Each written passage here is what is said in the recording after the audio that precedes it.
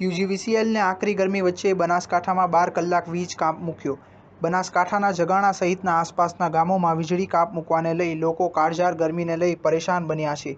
લોકોએ મજબૂરીવશ ઘરની બહાર રહેવાનો વારો આવ્યો છે, તો બીજી તરફ લોકોનો રોષ પણ યુજીવીસીએલ પર વર્તાઈ રહ્યો છે.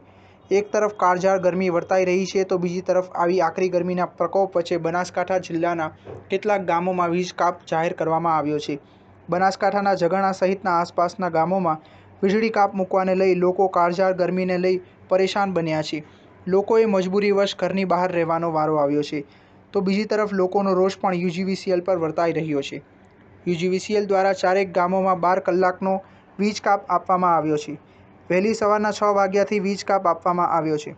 વિસ્તારના લોકો માટે પીવાના પાણીથી લઈને ગરમીમાં બંધ પંખાને લઈને પરેશાનીઓનો સામનો કરવામાં આવ્યો છે.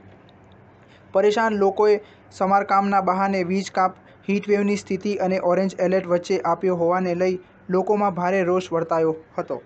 સ્ટાર ન્યૂઝ 7 હંમેશા સચ્ચાઈની સાથે.